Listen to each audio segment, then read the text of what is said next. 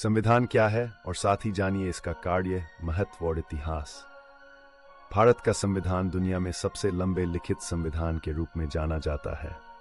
इसका Penning statement संविधान के आदर्शों और उद्देश्यों जैसे न्याय, स्वतंत्रता, समानता को रेखांकित करता है। संविधान भारत का सर्वोच्च कानून है और ये रिटेन डॉक्यूमेंट है। पौराणिक टेल्स में आप सभी का स्वागत है। इसे ही रोचक वीडियो के लिए हमारे चैनल को सब्सक्राइब करें और बेल आइकन को दबाएं ताकि यही नोटिफिकेशन मिल सके। भारतीय संविधान सरकार और उसके संगठनों की संरचना, प्रक्रियाओं, शक्तियों, कर्तव्यों और नागरिकों के अधिकारों को निर्धारित करता है। अनुसार संविधान में 395 अनुच्छेद और 8 अनुसूचियां थीं और इसमें लगभग 1,45,000 शब्द थे और ये अब तक का सबसे बड़ा संविधान है। संविधान के प्रत्येक अनुच्छेद पर संविधान सभा के सदस्यों द्वारा बहस की गई, जिसे संविधान के निर्माण के लिए 2 वर्ष और 11 महीने की अवधि में 11 सत्रों में और 167 दिनों के दौरान बैठक हुई थी। भारत के संविधान के अनुच्छेद 79 के अनुसार संघ की संसद की परिषद में राष्ट्रपति और 2 सदन होते हैं, जिन्हें काउंसिल ऑफ स्टेट्स राज्यसभा और house of the people Lok Sabha के रूप में जाना जाता है। संविधान का इतिहास क्या है? 1928 में सर्वदलीय सम्मेलन ने भारत का संविधान तैयार करने के लिए लखनऊ में एक समिति बुलाई, जिसे नेहरू रिपोर्ट के नाम से जाना गया। भारत से भारत तक भारत का अधिकांश भाग ब्रिटिश शासन के अधीन था।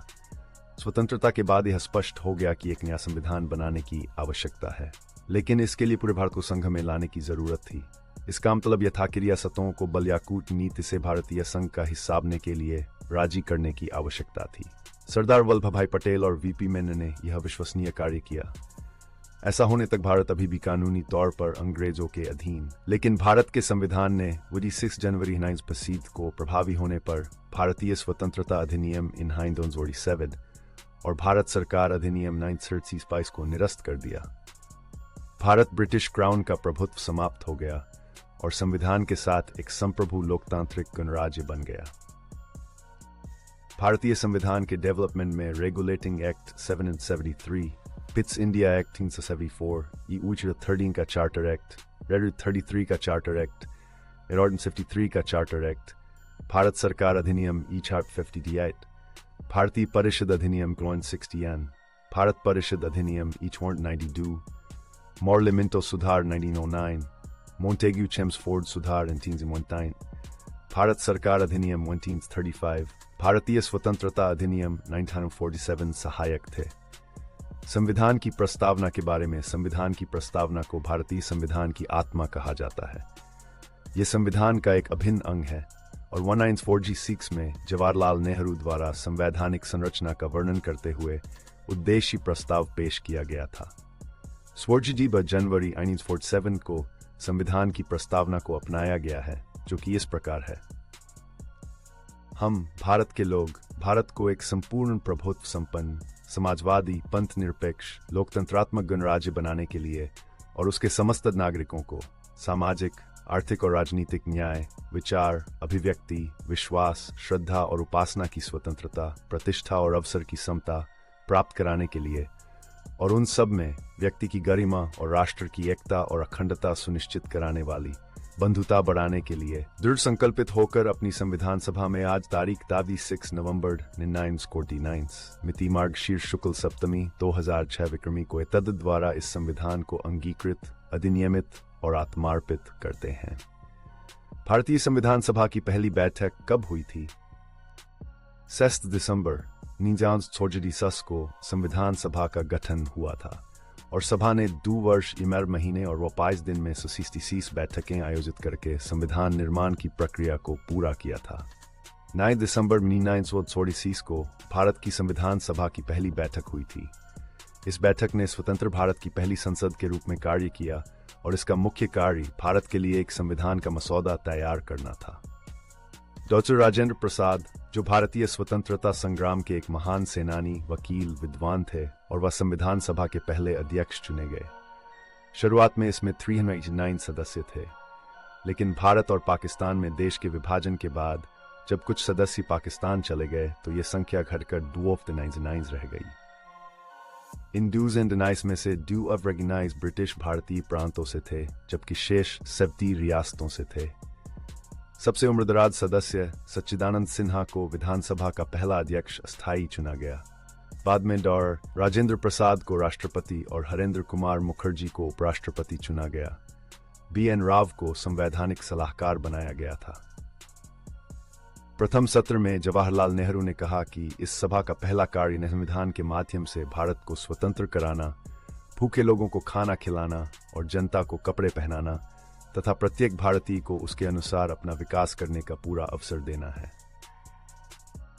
3 दिसंबर स्कोडरी हाउस को पंडित जवाहरलाल नेहरू द्वारा उद्देश्य प्रस्ताव प्रस्तुत किया गया था, जिसने संविधान के निर्माण के लिए सटीक दर्शन एवं मार्गदर्शक सिद्धांत प्रदान किए और बाद में भारत के संविधान की प्रस्तावना का रूप ले लिया था। 30 जनवरी 1907 को संविधान की प्रस्तावना को अपनाया गया। इसने भारत के संविधान को आकार दिया है।